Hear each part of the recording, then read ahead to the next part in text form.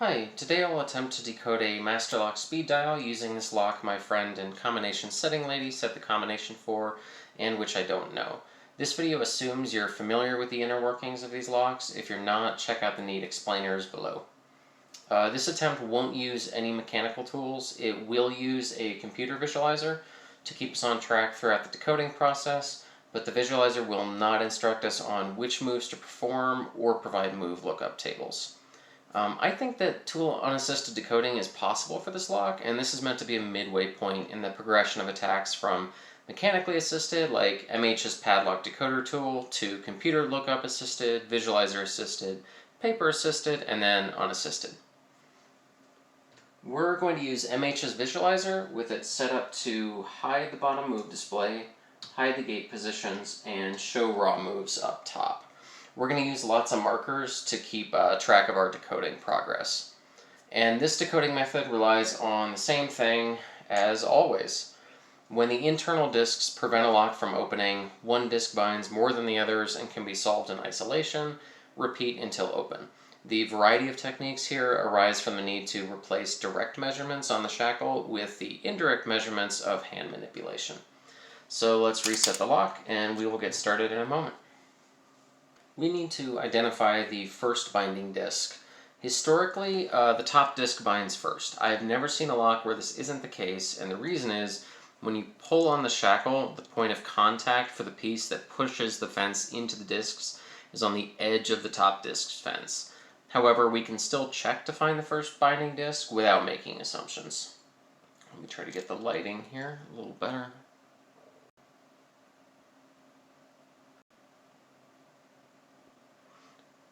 Little better.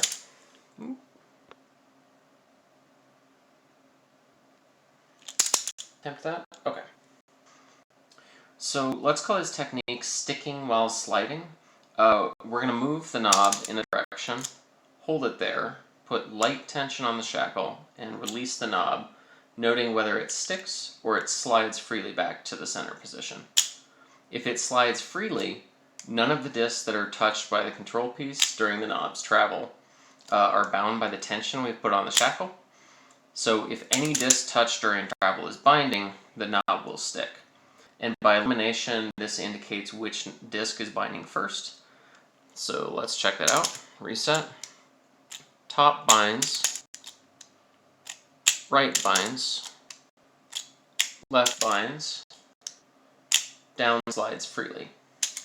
So we stick in every direction except down. So right now, any move that's touching that top disk is binding, and we don't bind when we don't touch the top disk. So the top disk is binding first. All right. To identify the correct gate for the first binding disk, we use a technique I call LRU stepping. It was identified by MH in the padlock decoder manual, and this is just an adaptation. So similar to the previous, we're checking for sticking while sliding, but while rotating the first binding disk around. The rotation is accomplished by switching to the visualizer here, by dialing in an LRU pattern, which, as you can see, advances the top disk, in this case, by one position at a time. And after each move, we would check to see if this knob slides freely back to the center when we move opposite that first binding disk. So in this case, binding disk top, that move opposite is down.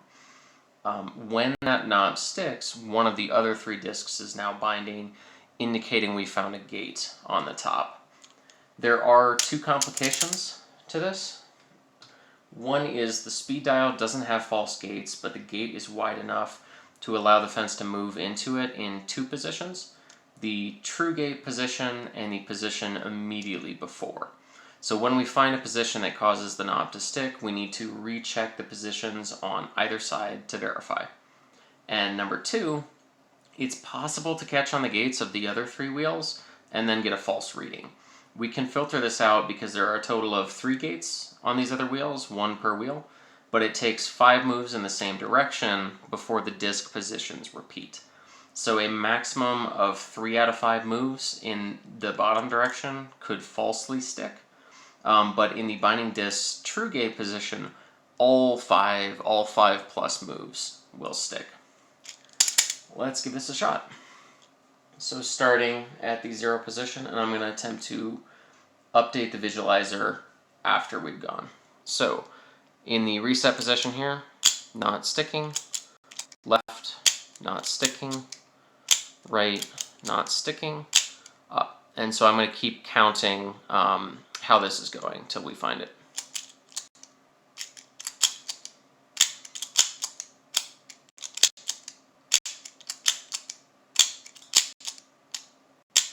So we see that we are sticking. However, it's sliding freely in a couple positions back. So I have reason to believe that this is one where we're just catching one of those gates. So I'm going to go ahead and reset this. I know that we were at LRU, LRU, LRU, and there's a shorter way to these positions. But then that was the one where we were getting some false sticking here. And we're going to go L.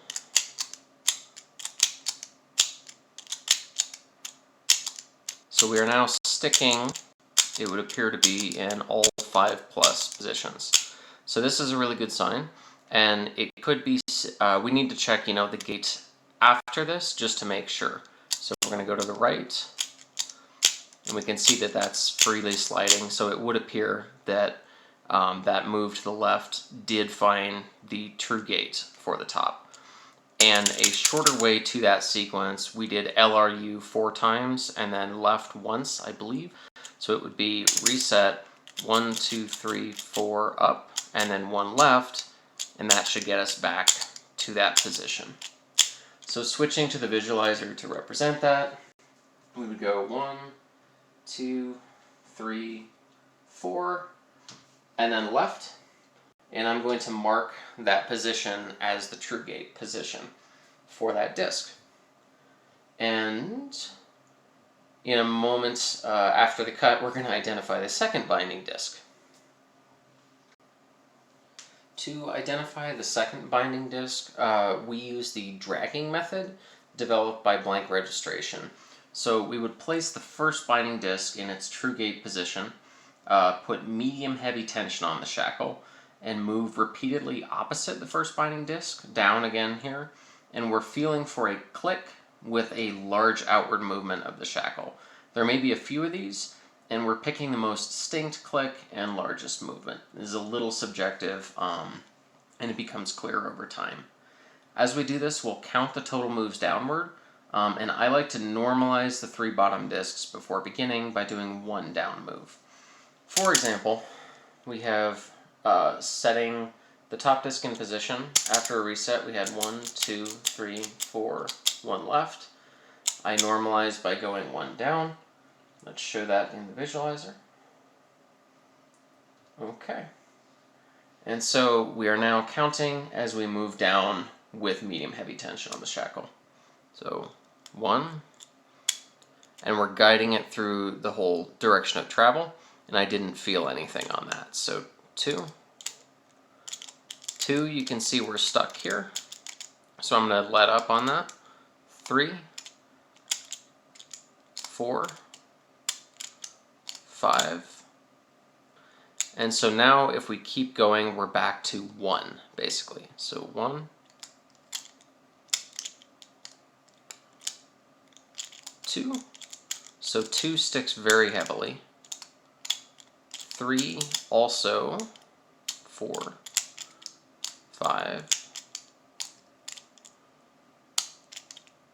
2, 3, oh. Well, accidents happen. Apparently that opened on a partial move.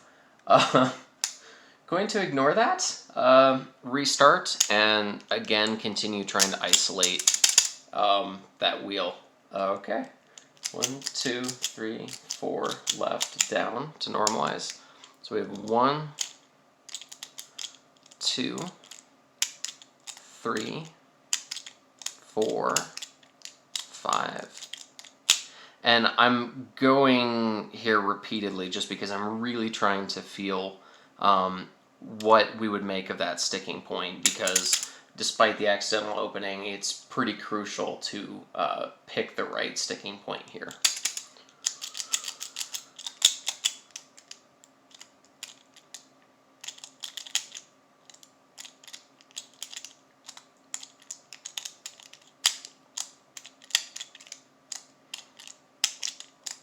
1.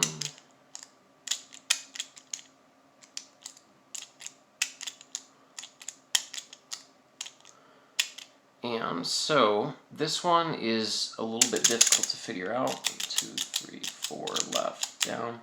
I'm tempted to go with 2, I believe. Hang on, 1, 2, 3, 4, left, down. 1,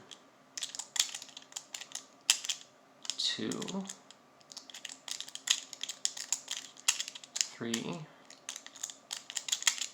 4, 5, 1, 2, 3, 4, 5, 1, 2, 3.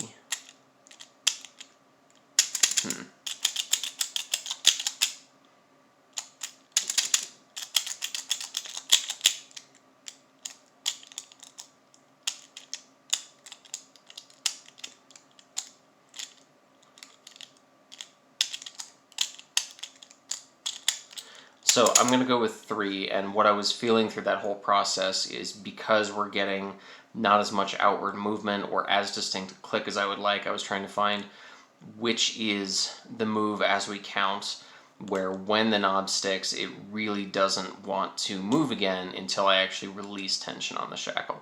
So I was going to call that number 3. 1, 2, 3, 4, left, down. 1, 2, 3. Ooh. Or maybe not.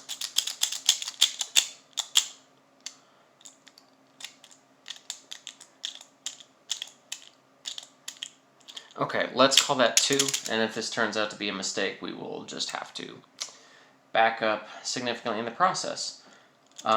So we've counted these 2 clicks, and let's switch over to the visualizer here.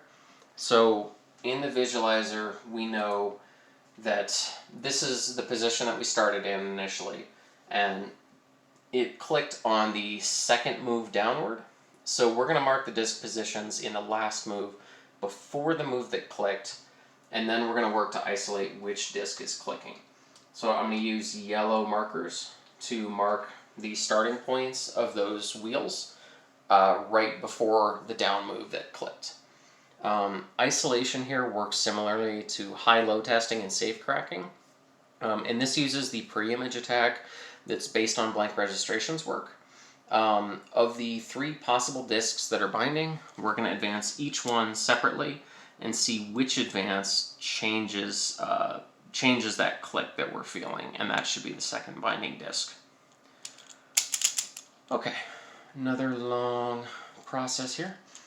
So, yes, going to work in the visualizer here. So, this pre-image attack is better explained in another video, but I'm going to try to walk through what's going on here. So let's take that left disk, and what we're going to attempt to do is we're going to attempt to find a sequence of moves that move that left disk effectively one more move downward without moving the other disks. So the way that this would be possible is, let me switch speed back to slow. The way that this would be possible is we would move left twice into that wheel, which accelerates it, is the term I use, accelerates it essentially one move down. We're going to go down again to sync that wheel with the bottom and the right wheels, so they're still synced in a down position. But because we touched that bottom wheel and also moved it essentially 2 moves forward, we need to correct for that by moving the right wheel 1 move forward, so the right and the bottom are resynced, but that left is still accelerated, if that makes sense. So the way we're going to do that is we're going to go up twice, and then down to resync. And then I'm going to undo these moves here in a second, but just to show you, so if we continue down 2 moves, we have what we want on the bottom wheels, which would be that the right and the bottom are where they were, and the left has been accelerated by 1. So I'm going to go back and undo that, because what we need to do is we need to get that top wheel back in position for certain. So the way that we do that is we just walk it around. So we did 4 up moves and then a left. So that left move, that last move, we will just repeat that and then down to keep the bottom wheels synced. So it becomes left, and then down, and then left, and then down. And so the top wheel is now where it needs to be. And it turns out the bottom wheels are also where they need to be. If the bottom wheels were not where they needed to be, they would still be synced, so then we would just follow up with a number of down moves to get everything back where we wanted.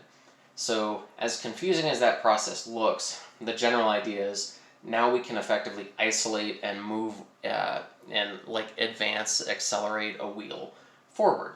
So let's try this sequence of moves here, and then see if that changes that clicking point that we were feeling. 1, 2, 3, 4, left, down, down, left, left, down, up, down, left, down, left, down. Okay. Ooh, camera. Okay. So, on the very next move, this should click, assuming that it is not in fact that left disc that was binding, because that is the one that we have moved. So we're going to feel this. And it sure feels like it has gotten stuck in that same. Let me try it again.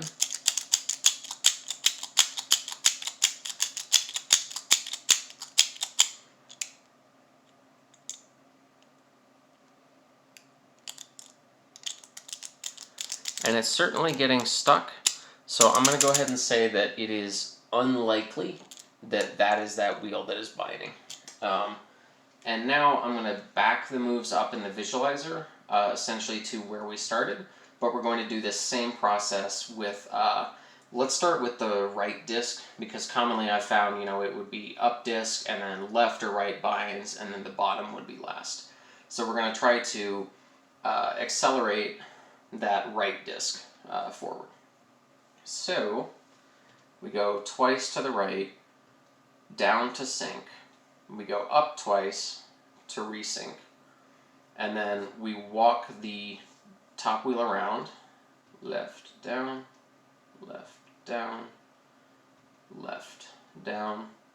And as we can see, the bottom wheels are not in the correct position, but if we add down moves, we will get back to the position that we need to be for the left and the bottom wheels. So again, we've isolated that right wheel, we've moved it one move forward. And this long sequence is now what we got to enter here.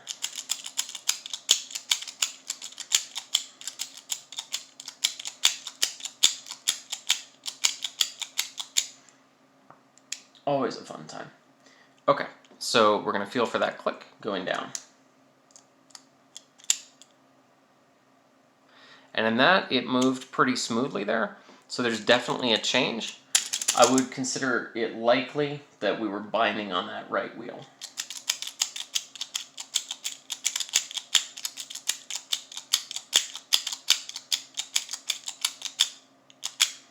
Believe that to be it. So, we can sort of hear that a click is happening in there, but it doesn't stick nearly as hard, it doesn't catch nearly as much, so I do believe that that is the one that is moving. However, just to check something, let's do the bottom wheel as well. So again, I'm going to back the visualizer up to where we started, and then we're going to do similar thing with the bottom wheel. So with the bottom wheel, we're actually lucky enough, we just move the top wheels. Actually, I don't believe that to be correct. So to accelerate the bottom wheel once, what we actually want to do is advance the top wheels by 4, if that makes sense. So we're going to go 1, 2, 3, 4, and then 5, and then down to sync. And you can see that, okay, now the left and right wheels are synced with each other, and that bottom was an advanced one. So we need to get the top in position again by going left and then down to sync, and then walk the wheels around. All of this is really covered in the preimage video. I know that this is like a long process here, but it gets faster once you get used to it. Visualizer definitely helps.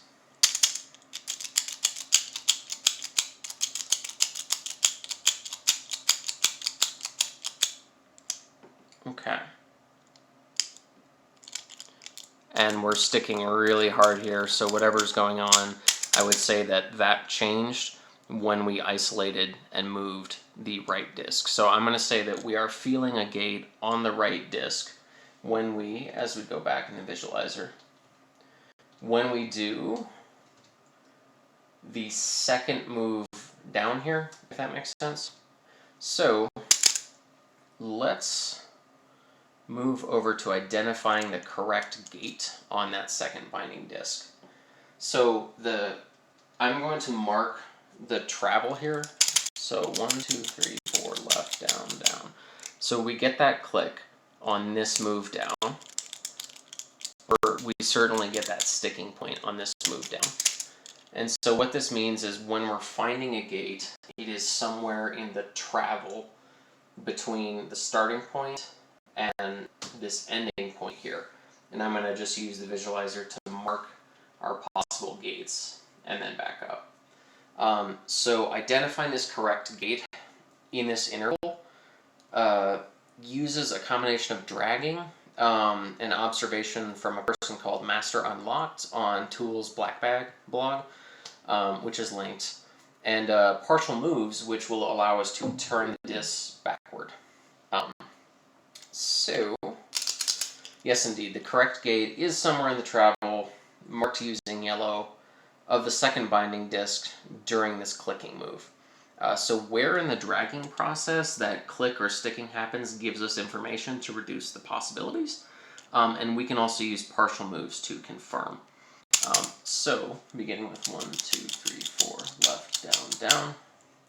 So we're going to pay attention to, where does it stick, where does it click? Is it as we're moving up? Is it seemingly at the very end? Is it as we're coming back? Or potentially at the very end of coming back? So as we go, and I'm putting, at this point, pretty heavy tension on this shackle. It would seem that we're stuck going up in this process. And so as I continue to move, I have to release the shackle tension. Oops. Yeah, so if we want to continue, we have to release the shackle tension and let that play out. So what that would seem to indicate, I'm going to use the visualizer to just step here. So as we step, we find that it's likely on that right wheel that it would be sticking somewhere there-ish in that first bit of travel. So we're going to go ahead and try to confirm that. One of the ways that I like to confirm that is the partial move method. So what we're going to do is we're going to go past that clicking point, or at least to the end of the possible places that could be. Down, down, and past that sticking point. And you can see that if we did a partial move right, we would in fact affect the top disk. But that partial move right would move us exactly one step backward on the right disk. And I'm going to step that just to show you what that looks like. So here would be a partial move, and you can see that we're disturbing the top disk there. But we have moved both the top and the right one position backward. So let me back up out of that. So we can't get any info out of that during the travel because we know we're displacing the top gate. But what I'm going to do is 1, 2, 3, 4, left, down, down, down. So I'm going to go ahead and hold on to this lightly just to try to feel that partial move. And again, partial moves, for me, it's approximately if you move halfway, you'll kind of get that, but it's a feel thing as well. Oops, I think I overshot it. I'm going to try that without shackle tension. And so the top gate is now out of position, but we've moved this other one where it needs to be. So to put the top gate back in position, because we don't care about the bottom wheel or the left wheel right now, what we can actually do is, because we move the top disk backwards, if we go left, that's actually going to put the disk, the top disk, right back exactly where it was.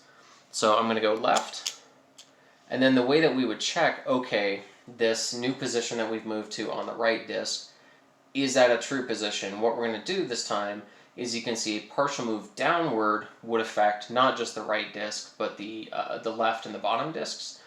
But we believe to be binding on the right disk, so if we have a hard time moving down under heavy tension, that would suggest that we're in a gate, and the disk really does not want to displace itself from that gate. So, heavy tension here, and then trying to move downward. And I can feel, resistance, but it didn't jam or anything like that, which would suggest that when we moved, oops, what did I just do? Okay, I think we're okay. Which would suggest that when we move that partial move down, we didn't pull it out of a true gate that it was in. So now that we're in this state, what we're going to try is, you can see a partial move up on this right disk actually doesn't displace anything. So again, we're checking to see, as we apply heavy tension, does it really not want to come out of this gate? Does it feel like it clicks into a gate? All that kind of stuff. And so you saw on that partial move, the shackle moved, and hopefully you heard that click, which would tell me that, again, on this move, on this up move, we seemingly clicked into the correct gate. So that might actually be the initial place that we were at, and I'm trying to think if there's a good way to confirm that. So I think this is where I would bring in, so the observation from master unlocked on this has to do, I'm trying to think if there's a good way to summarize this because it's less clear in my brain. Let me back the visualizer out again to the starting position. And what their observation was that, I would say this is actually closer to the dragging thing, because when dragging, these other points of sticking that we were feeling, if those other points of sticking are also while we're close to either the beginning or the end of travel, that may mean that the last move, or rather the move that we're looking for here, is a down move. If we look at the top disk, we know based on the -1, 0, +1, that the move that sets the top disk is a left. So yeah, we're trying to figure out, is in fact the last move then a down move? And a way to get that figured out is to just 1, 2, 3, 4 left, and we'll just do it down. And so we're going to see, as we go through all of the various clicking, was it either close to the beginning of travel or close to the end of travel, because that would suggest that the gates are found while we're doing down moves. So this may be confusing. Let's try this though.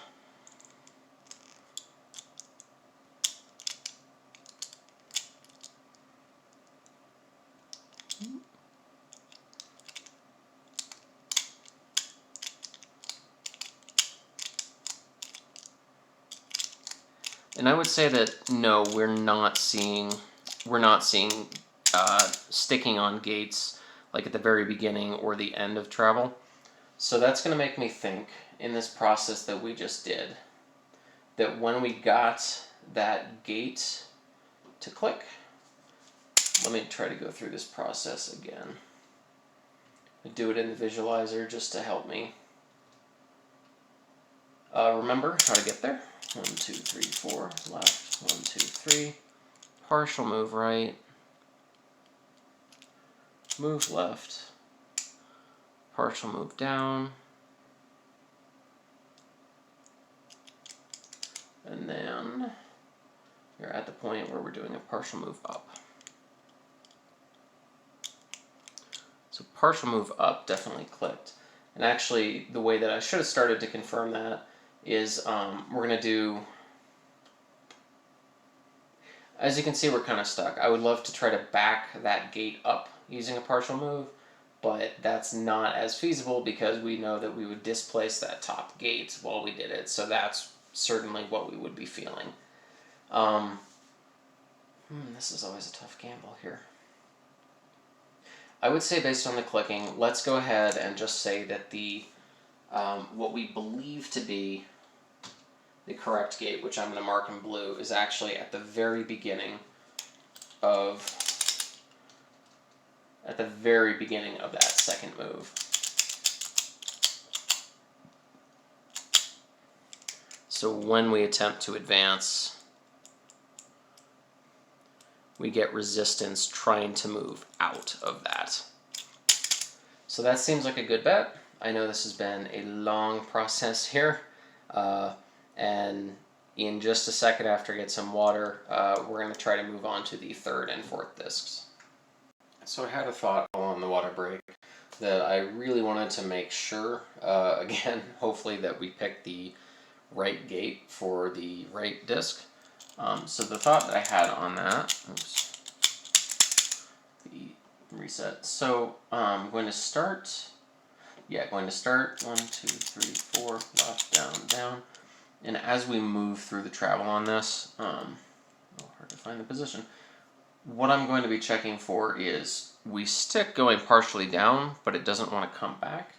And I'm trying to figure out, because as we go down here, like I know that we can be sticking, and I don't know if it's that little bit of rotation. Let me try to back that out. A little bit of rotation there, that means that when we come back, we stick on the diamond portion on the right disc, if that makes sense. But I'm trying to figure out what it is that prevents us from moving back if indeed we are already in the correct gate on this wheel.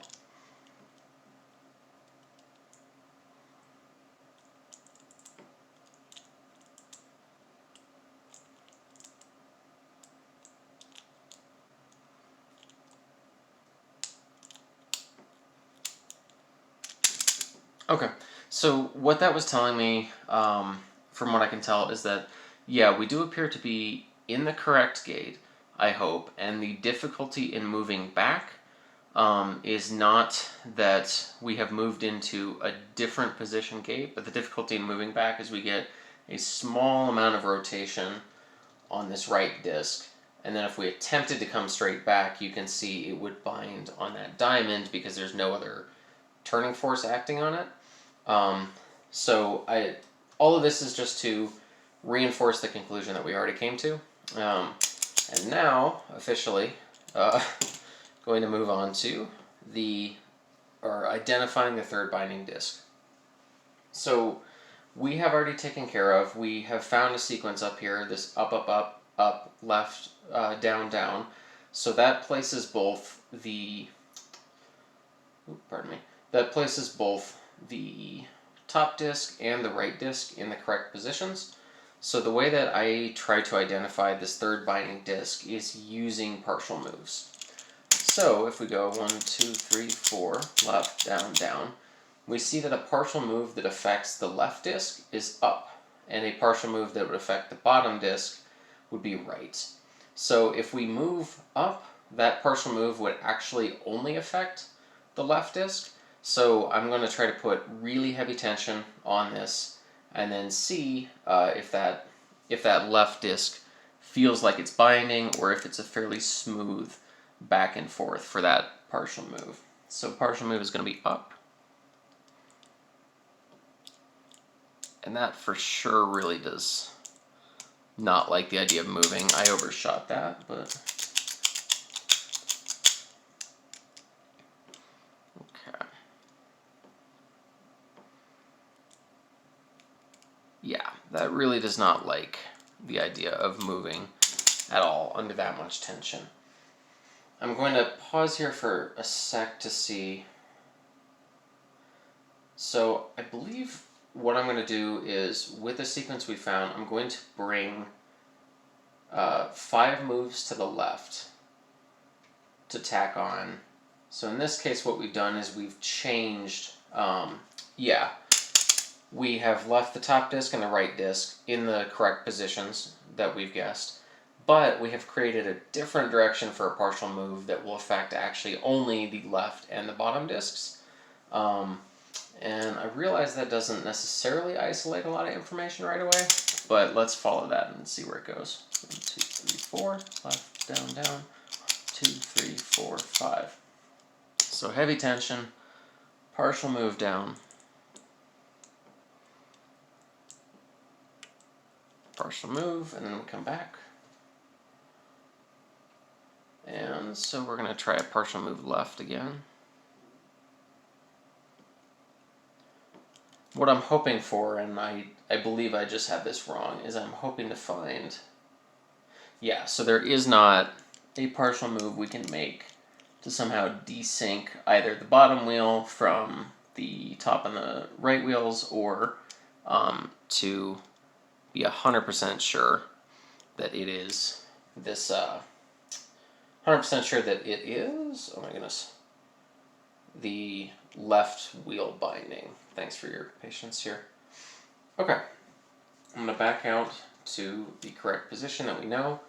One thing that we can do, as we've seen, one thing we can do is slowly walk this left disc around. And we're actually also able to walk the bottom disc around, but I'm paying attention to the left disc because based on how much tension I'm putting on it when we do a partial move up, I believe the left disc to be the one binding, and also just historically that does tend to be the pattern, is the bottom disc binds last. It would be top, then left or right, then bottom. Okay, so I'm going to go 1, 2, 3, 4, left, down, down. We're going to do a partial move up.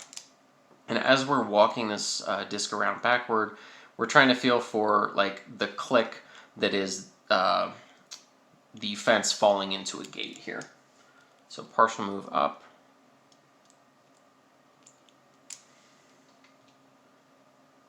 And then partial move down.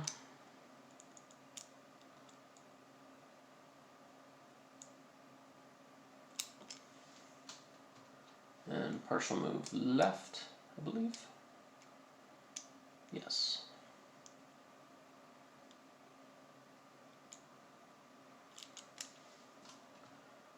Okay, and partial move up again.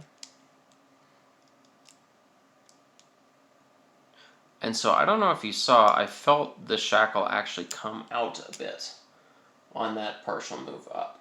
So I'm going to go ahead and mark that as a point of interest right now. And I'm going to continue to try to move past it. And if I get a lot of resistance on this next partial move, it tells me that it's in a gate and it really doesn't want to come out.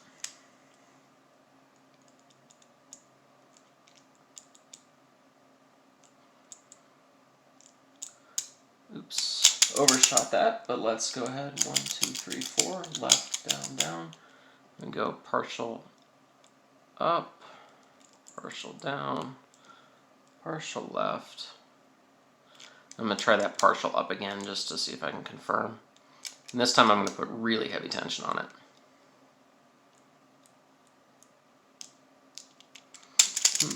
Less conclusive.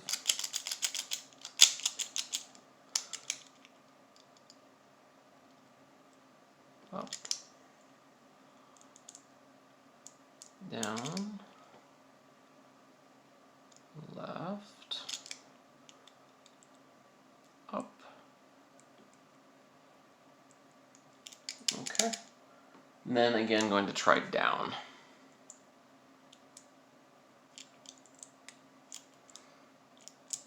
So down really does feel pretty heavy. I'm going to go ahead and do down and then one more left just to sort of verify. Okay, let's try that again. 1, 2, 3, 4, left, down, down. We're going to go ahead and do up and down and left and up and then down and then left. Just going to keep walking around here because as it turns out, we're actually in a pretty... Going to, for the moment, just back up, and you can see that actually using partial moves, we get lucky where we can walk this wheel around without affecting the others. So I'm going to try that while keeping an internal count and see how we're doing.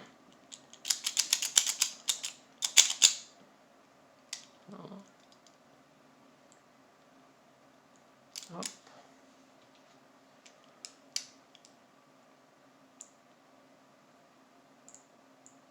down.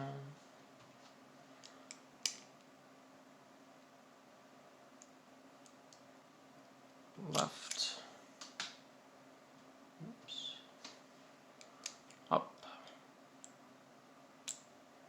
And again, I definitely felt that give, so that still feels pretty good. Then going down.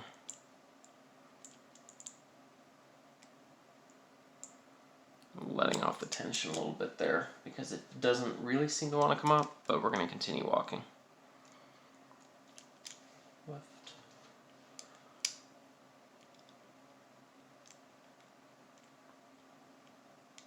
Oof, that one is rough to come out, which also suggests again, because of the way the, like when I talked earlier about the fact that the fence can move in 2 positions, that would sort of be the position that it would try to exit, I believe, which would certainly make that a rougher go. So down, we don't really feel anything. Left. Go up. Oops. Down. And left. And a lot of these are feeling pretty smooth. And up. And then down. And then left would bring us back to the starting point. Okay, so after this long process of walking around, I believe that our most likely candidate is the one that's marked in blue. So then the trick here is, we could be doing partial moves every time to get back to that state, but it would be really nice to actually just be able to dial that directly, and again, we don't really care where the bottom wheel lands at that point. So I'm going to go ahead in, let's see. So in the visualizer, I'm going to, back up to the process so at least to see the coordinates of that. So, okay, let's actually back up to the state that we found. So if we wanted to get that wheel on the left where we wanted it, we would want to try to, how do we do that?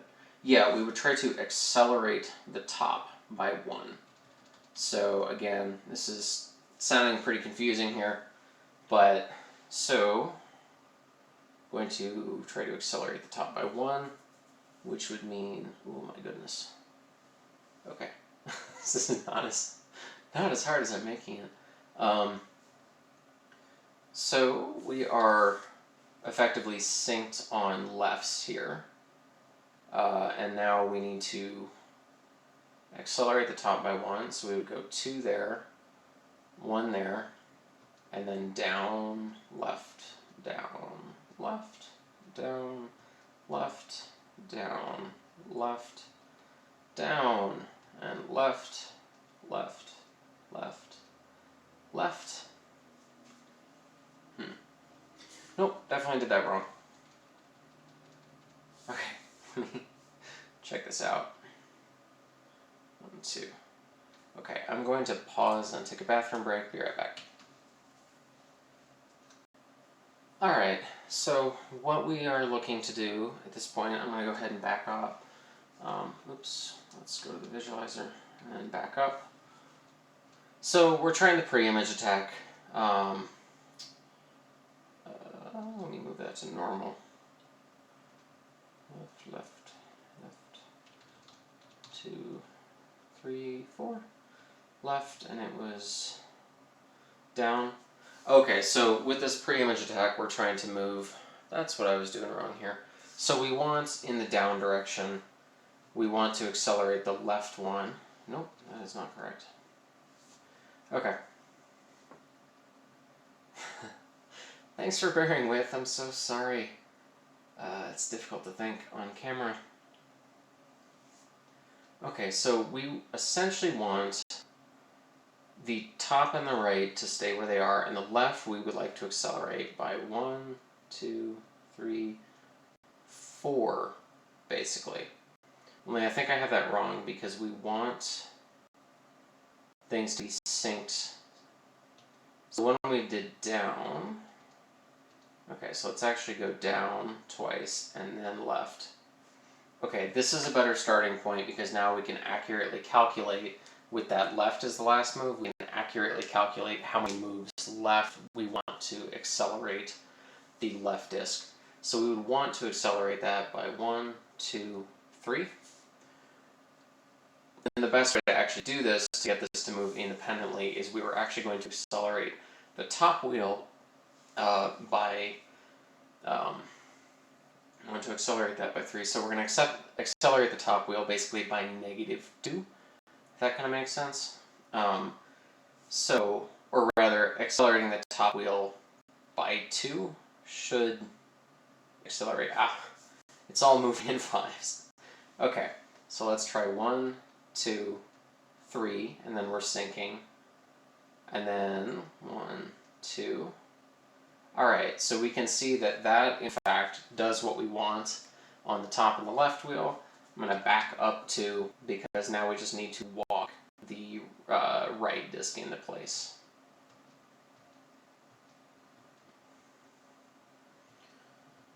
Okay, and just bringing this around again. I am sorry for the mess, but theoretically, we should now have a combination that allows us to park the 3 disks that we found, and then we're just trying to work with what's happening on that bottom disk. Okay, so let's just try this. 1, 2, 3, 4, down, down, left, right, right, left, down, 2, 3, 4, 5, left. I'm going to go ahead and try that here. Okay, and we're not getting anything. So what I typically attempt to do at this point, this is actually a really good question. So what I'm going to attempt to do at this point, I'm going to switch to the bottom wheel. And so the bottom wheel, we know that left is our last move, where it should be. And so with the bottom wheel, let's switch to the magenta markers.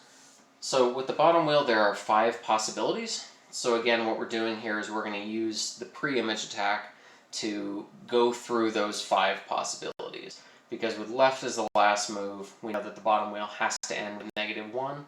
And so stepping through those 5 possibilities should get us what we want. I think the easiest way to do this is actually going to be from the state that we're at. And the orientations are a little different, but let's go 1, 2, 3, 4, down, down, left, 1, 2, 3, left, down,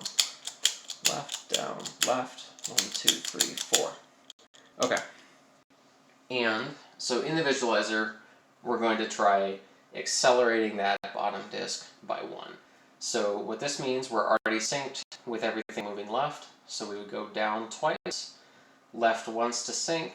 We've touched that left disk, so we need to go twice up to undo that, sync that, and then we're going to walk the right disk into place, and then deal with the sync of these other wheels. Nope, and I have messed that up. We're gonna go way back. Oh boy. Yeah. Okay, so let's try this. We have tried the magenta, and so we're just going to try to pick a different place for these to sync. So we would know 5 moves left gets us to the green. It was 4 moves left to get to the blue, and if we settled on this empty space on the disk on the bottom, that would be fine. So we are going to try to accelerate only that top disk by 1. So we are synced here, moving left. So I'm going to go 1, 2, and go left. And then we go 1, 2, and go left. And let's try and see if that sync plays out. It does not. Oh, good Lord. Okay, I apologize for the false starts. I am just going to need a break here of like 15 minutes. I will be back. Okay, after all of this, I'm going to attempt to just find a position here from scratch. So here's what we're going to do. We know that to set the right disk, that's a bottom move, but that the last move, which correctly sets that top disk and the left disk, is left. So we're going to start from scratch, where first we're going to sync the top and bottom wheels, where right now we're going to start, we're not going to worry about the sync. And then once we find something where the top, left, and right disks are synced, then we're going to step around the bottom. So we begin by going one move in the direction of left to sort of sync those wheels. And then now what I'm going to find out is, so the blue is under the gate, but we need the green of the top disk to be under the gate. So we're going to attempt to accelerate that top by 1. So I'm going to back out to this first move, and then to accelerate the top, we would go twice right, and then go left. And then if we continued this, we would see, okay, these are now in line. And so I can back those out though, and now we're just trying to step that third wheel into place while keeping the sync of the other one, same deal. So down, left, down, left, down, left. So we overshot that, but we go 1, 2, 3, 4, and now we finally have the top 3 disks in position and the bottom disk in a position that we haven't actually tried before. So let's go ahead and try this as a combination for that lock.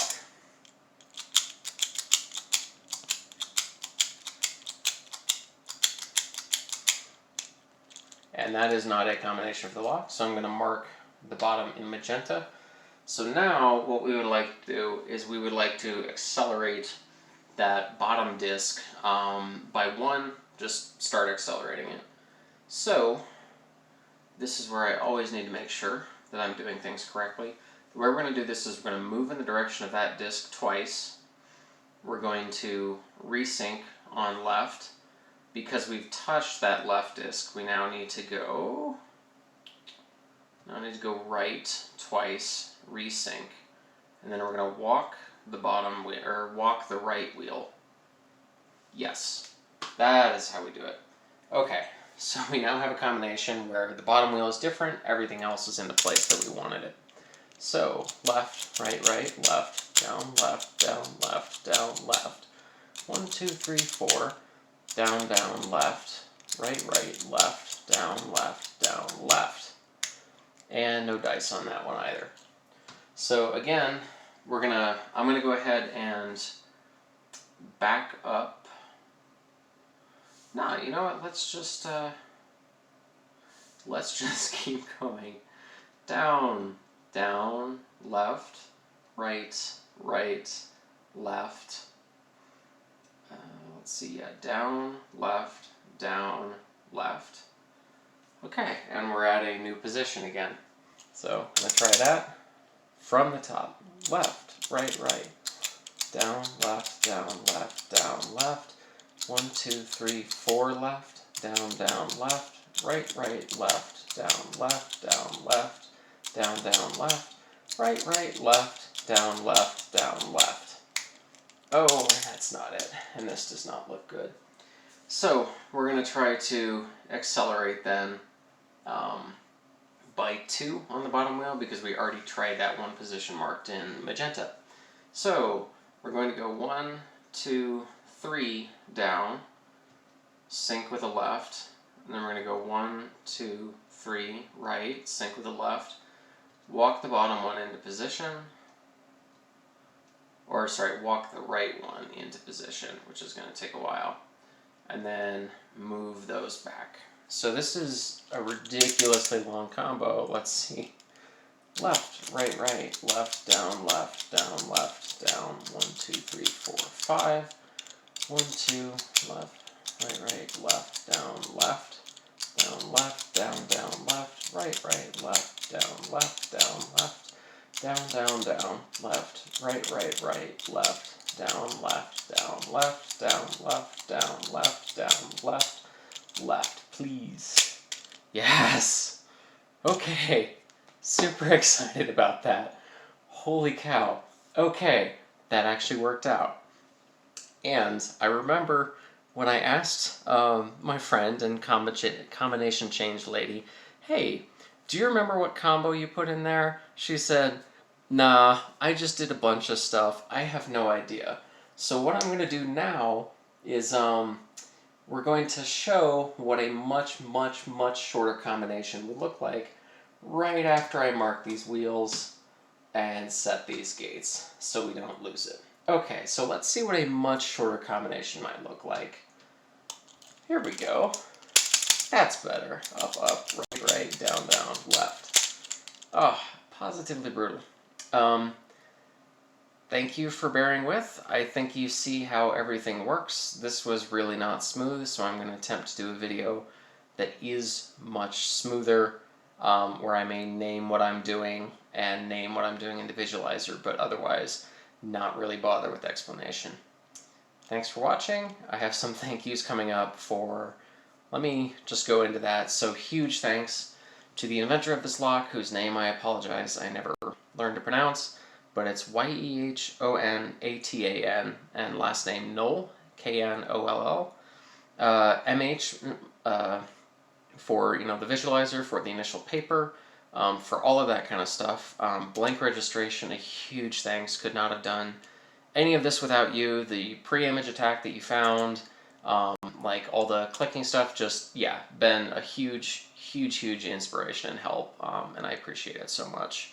I'd like to thank folks over on Lockpicking 101, such as, also never learned to pronounce this correctly, but GWEINS 2001, G1 2001, and Femerot.